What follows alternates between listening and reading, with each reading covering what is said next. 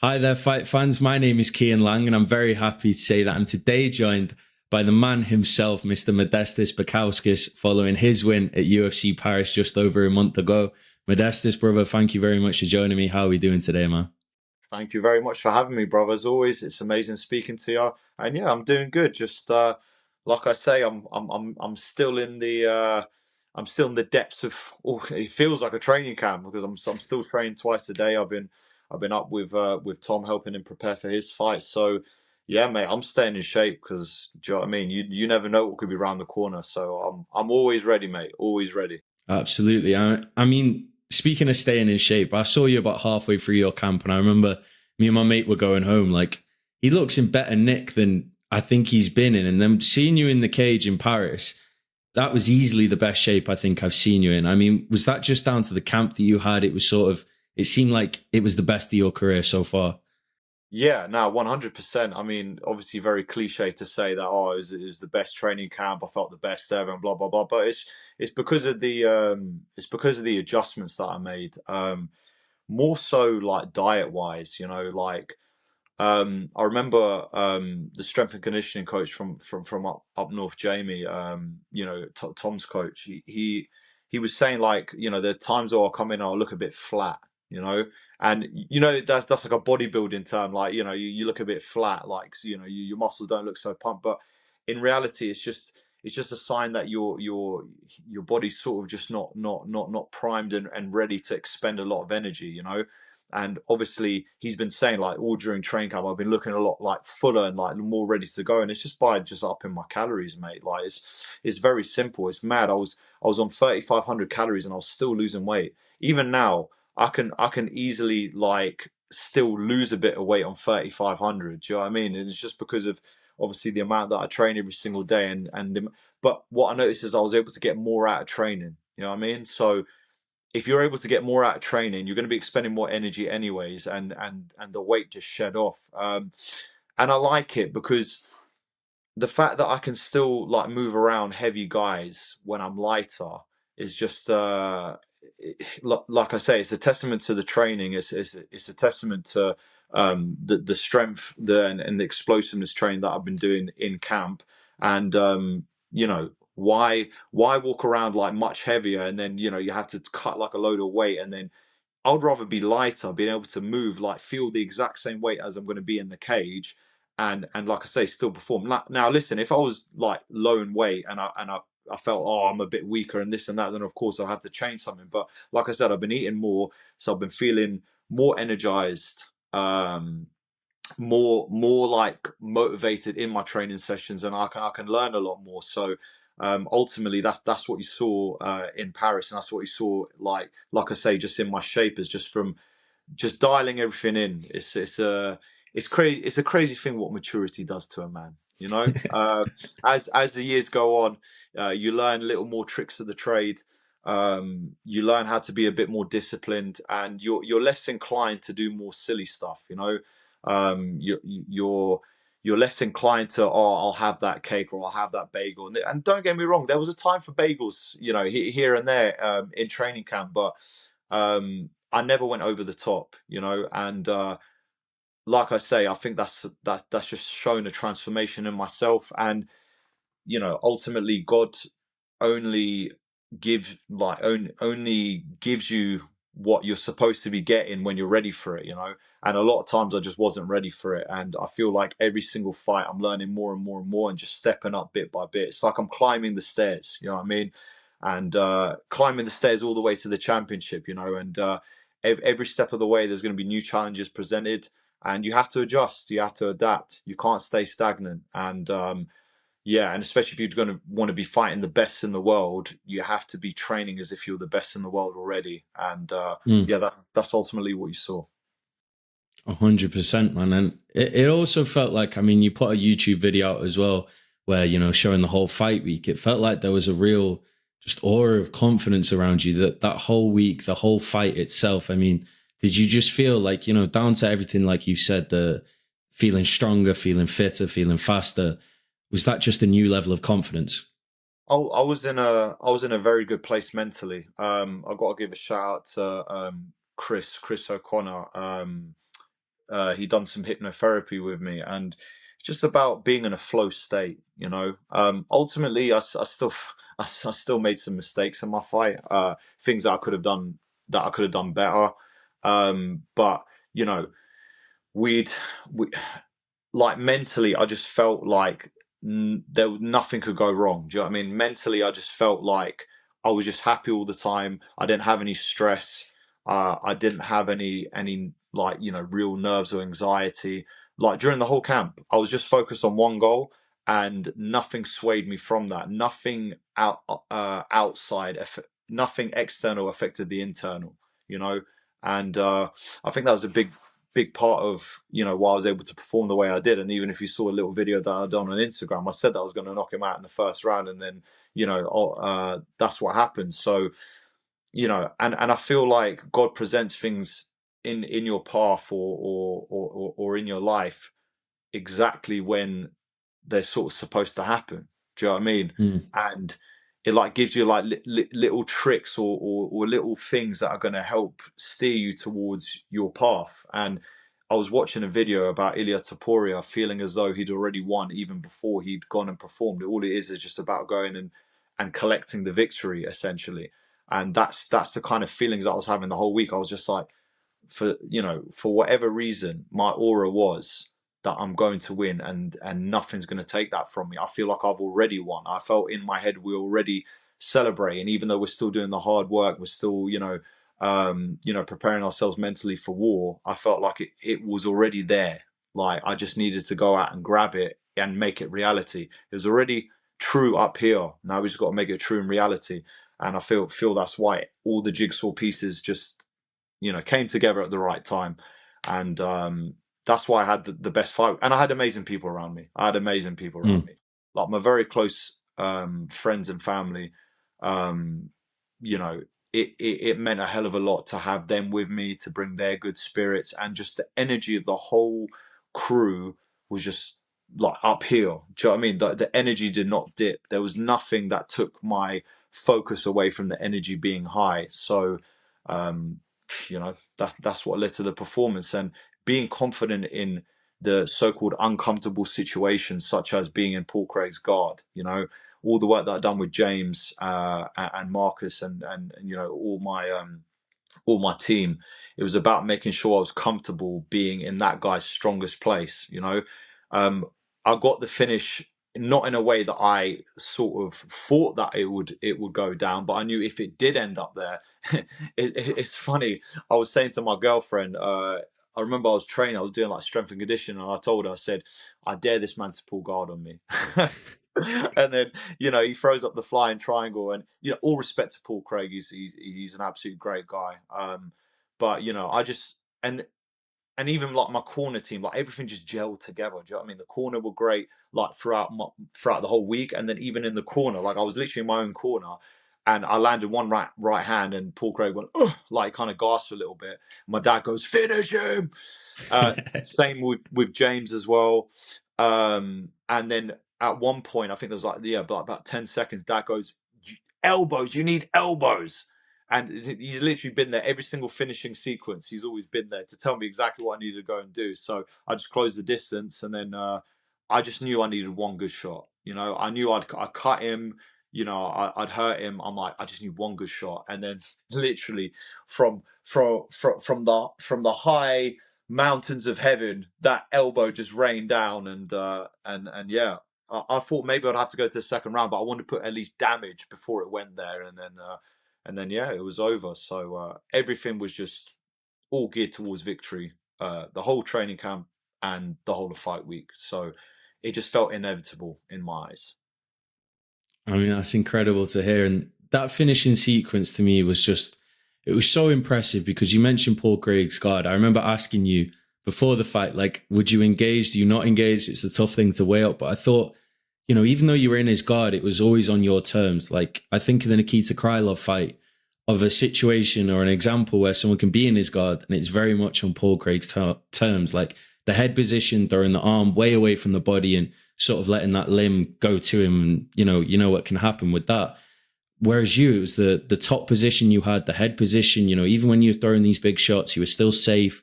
his guard was never really that closed or that tight like it was with someone like Krylov or Ankalaev even. I mean, can you speak about just constantly fighting the fight where you want to fight it? And like you said, even if it's down on the ground where he supposedly wants to be, you know? Yeah, I mean, it's like I say, it is a testament to all the preparation, especially like the last couple of weeks. I was forcing myself to be put in really bad positions. Like we're doing this horrible thing where I'll go on the pads and do a grappling position, pads, grappling, and like for 4 rounds, you know what I mean? And on one of the situations, I'm in a fully locked off triangle, and I had to get out and then go back to doing pads. Like I had some horrible sessions, you know. So I was always going to be comfortable in that situation, and we were going off of, you know, the things that we knew that he was very strong with, like the overhooks. Even in the clinch, his overhook was tight. But again, even in the grappling situation, when I kind of lunged in and went into the clinch, why didn't I just take him down there and then? And I think, like I say, there was a bit of a focus to be anti-grappling, because obviously that's where he's the best. But, you know, because we'd done so much work in the guard, when it did end up in his guard, I was not afraid. I was, you know, I knew I could land some shots, and I know what my ground and pound is all about. Me and my dad have been working on it for ages. So it was just a case of just finding the right shots, but I did not feel uncomfortable whatsoever. He went for the sweep. I've been guys have tried to sweep me so many times. Guys have tried to do all these things, and I've got through it. I'm like, what's the difference between me training with these top level guys and then going in with Paul Craig? It's exactly the same. What you do in training is what comes out in the fight. So um, I was preparing myself for everything that he was going to throw at me. I did things slightly differently than how I expected it to, just because he was quite hesitant from the stand up, and he was trying to keep long range weapons. So it meant that I kind of lunged in a bit too much, where I could have closed distance and probably landed a bit more devastating strikes from stand up. But, you know, you can't argue with the result. And, you know, to be able to beat him at his own game, obviously that's a big thing for me, and it's just another learning curve, another part of the growing process, another part of the maturity process.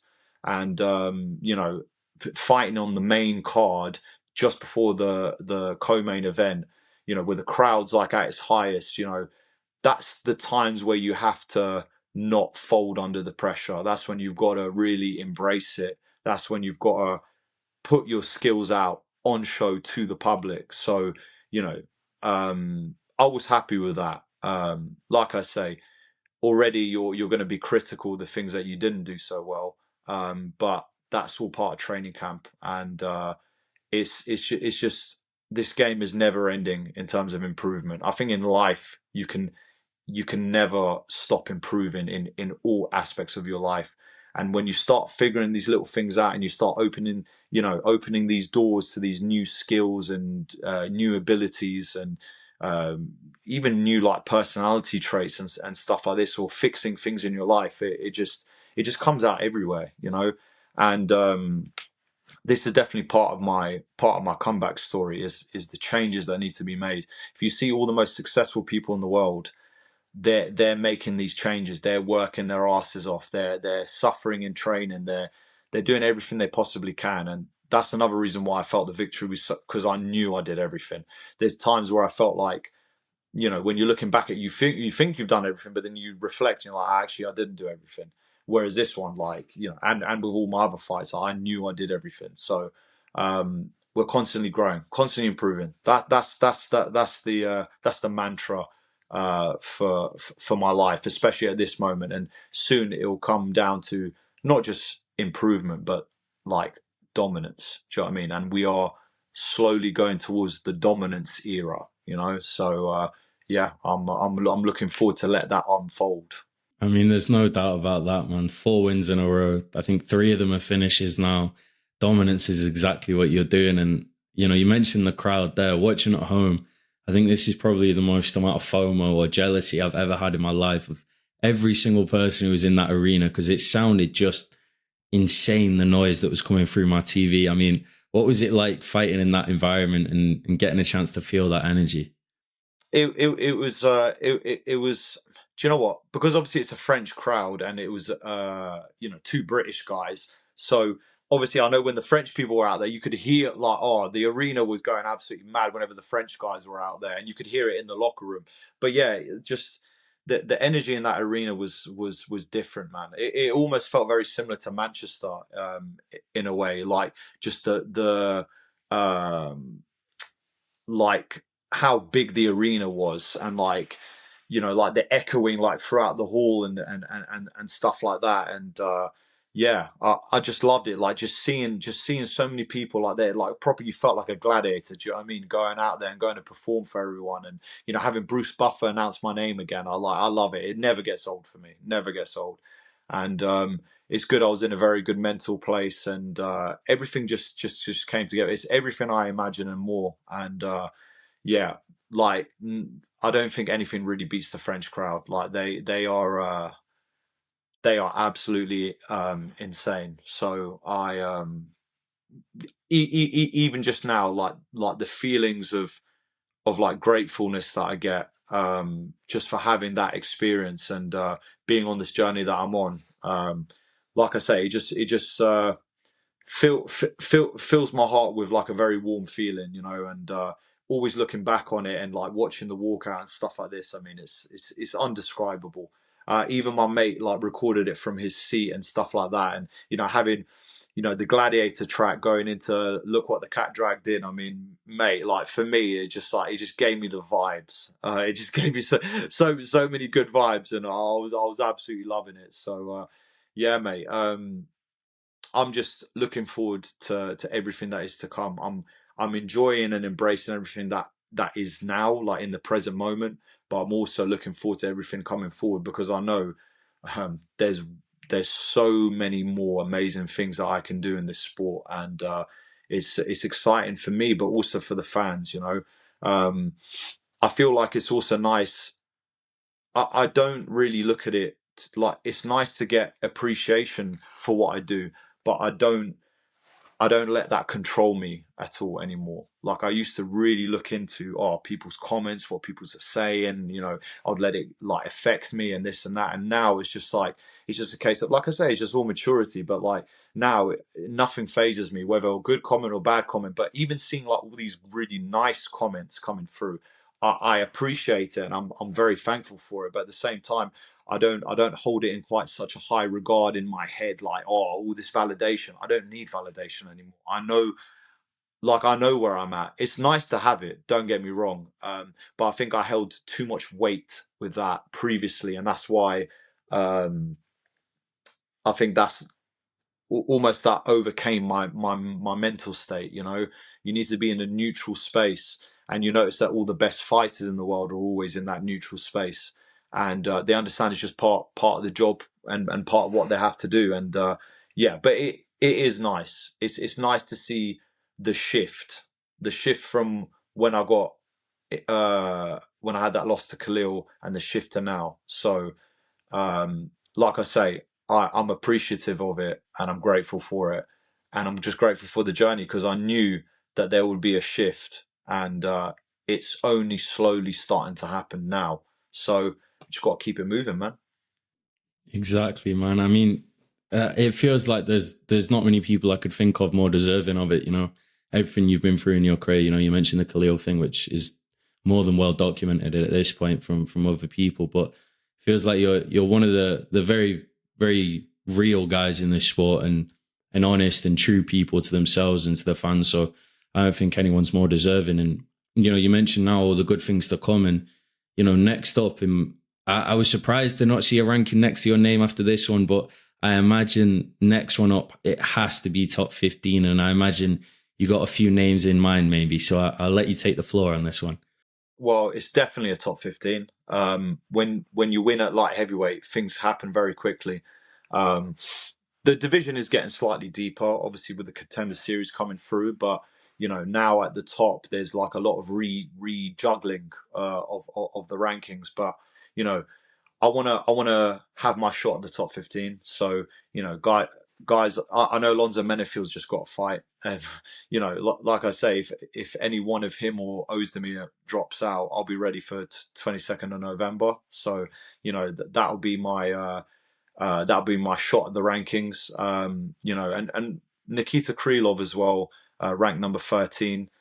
Incredible fighter. Had a load of amazing wins. That could be another matchup, but ultimately, I'm ready for whatever whatever they want to give me. But that's the sort of names I'm sort of looking for. It was sort of like the Menifield Krylov sort of space, and yeah, like I say, a big victory there will set up even bigger things after that. So I just got to keep training, keep getting better, and when my shot comes, which will be the next fight, I'll be more than ready, and I'll be more than ready to take it with two hands, take this opportunity with two hands, and it's not going to phase me anymore. I've been through everything. I've been through all the different situations that you can, in the cage, outside the cage.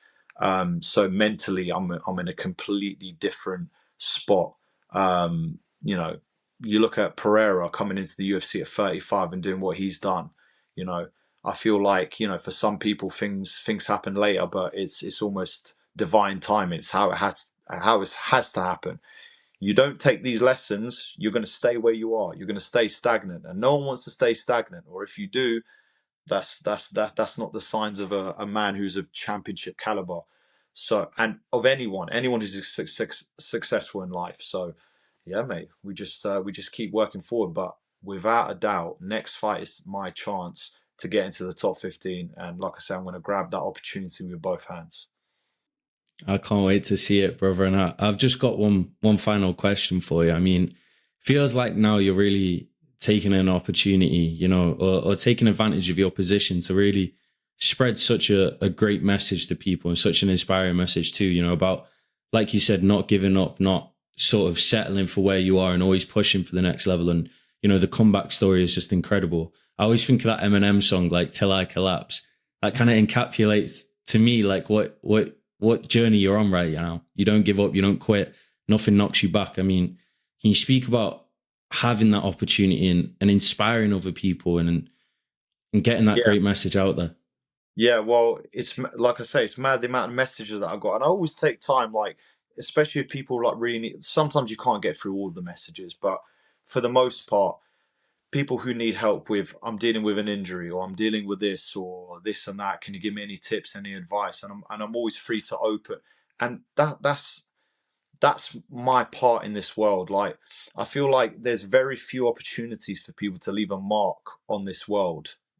By the time you leave this earth, like, can you as a person leave a mark on the whole world from what it is that you're doing, whether it be through your career, or the way there's not many opportunities. Like, there's very few like outstanding, amazing people that leave their mark on this world, and to be able to have that chance to be one of those people, that holds a lot of weight for me in my heart. To be able to show people that you know you can face adversity, you can be down in the dumps, people. And when I know, because I know I'm going to write an autobiography by the end of all of this, to tell my full story, to tell my whole journey. But to be able to inspire people to not give up, to keep going, to keep pushing, to not let let yourself feel as though life is taking control of you. You take control of your own life. You do that by the actions you that you present. You know what I mean? It's all in your hands. Like, the thing is, a lot of people think, oh, well, how did you do this, or how did you do that, and stuff like this. And ultimately, it's just down to you whether you want it bad enough. You know. I feel like the reasoning for why you're doing it has to be so powerful in your mind and in your heart and in your body and your soul, that it just makes you want to do all the things necessary. And it's just about picking it off day by day. When I was sitting there in my bed with my leg in this machine, like, and I was in massive pain. I had to go to hospital in the middle of the night thinking I had an infection in my leg, but in reality, they just told me you just need to take your painkiller. And I didn't want to take the painkiller. Like, a lot of dark times when you're sitting there like madly depressed, drinking yourself to sleep. Like, you know, it's at those times where you really find out who you are. You really got to stay motivated by the bigger picture. It's a massive mountain to climb. Where I was, it's like you're looking at it at the bottom, looking up, thinking, "Fuck, how the hell do I get all the way up there?" But then you realize it's just day by day. you keep the vision in your head, you keep it strong in your head, and ultimately it's going to happen for you. All you got to do is just take the steps necessary. You learn the lessons. People think it's like, oh, like almost look down on like being spiritual and stuff like this, and feeling like you have a calling for your life. But the more you actually accept that there is that calling, there is that special power that you have. Everyone's got the power within themselves to make a difference. It's all about unlocking it and truly believing in it. People just don't believe in themselves enough. Even to this day, I probably um, could do with believing in myself even more. But I know that's only going to get stronger as time goes on. You just got to believe that you're going to make it happen, and then you will do everything you can to make it happen. The motivations that you have, whether it, and people frown upon,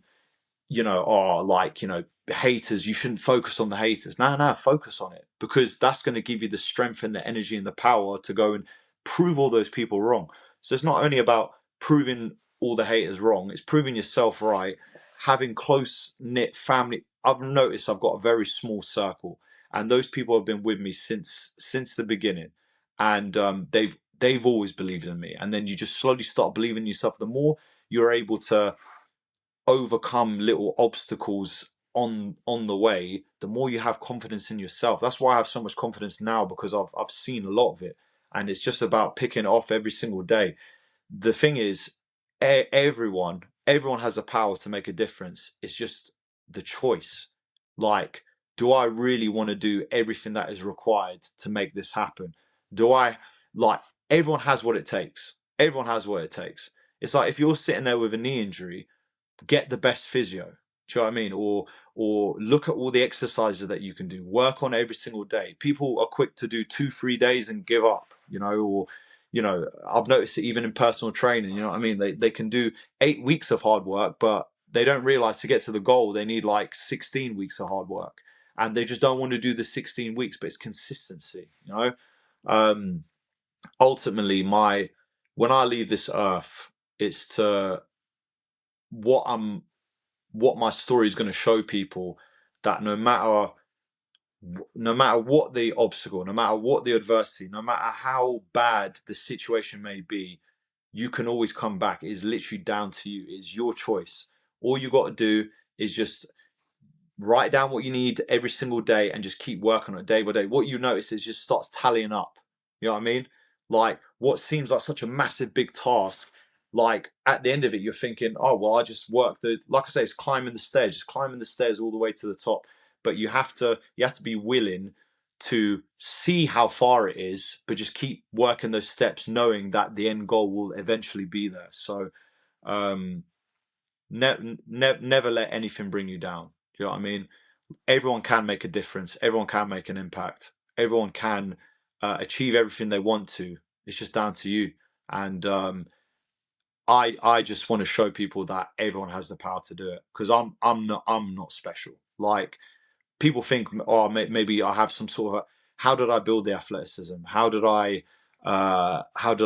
build my skill set? How did I, build my mental fortitude? It's just all through the lessons. It's all through the journey. Anyone can do it. Anyone. It's not, all the best people in the world, they started off, not being special, but then all of a sudden everyone think, oh my gosh, they're just, they're these incredible people that, they're not built like everyone else. The only thing that they do is just, like I say, they just never give up. They just keep going no matter what everyone tells them. They clear the smoke screen and just focus on themselves, and they get to where they want to get to. So if anyone's down in the dumps right now, feeling like the world's crumbling on top of them, just know that you have so much power within you that it's literally indescribable, and all you have to do is unlock it. And yeah, just let everyone know everyone has the power within. Bro, I can't even lie. I got goosebumps listening to that. That's incredible, man. I mean, to those people, if they listen to that, I couldn't think of a better message for them to hear. And again, I mean, just speaks to the person you are outside the cage. You're a monster inside it, but through my experiences speaking to you, you're an absolute gentleman outside of it. So, I mean, thank you very much for your time again today, man. It's always a pleasure, and I can't wait to see you back in the cage. I appreciate you a lot, mate. As I say, it's always a pleasure talking to you. You bring amazing energy and vibes with you when you speak to people. Thank you. Just you, your aura, it's absolutely amazing. You bring a lot of positive energy. Like I say, auras just like, connect together. Do you know what I'm saying? So I got that positive energy. You bring that positive energy, and it just like accumulates, and it's amazing. And that's what you want in life, man. So I love it. I love making connections with people, and I'm very glad to be speaking to you today, mate. Thank you very much, man. I really appreciate that, bro. Have a great rest of your day. Thank you so much, Modestas. Thank you, brother. You too, mate.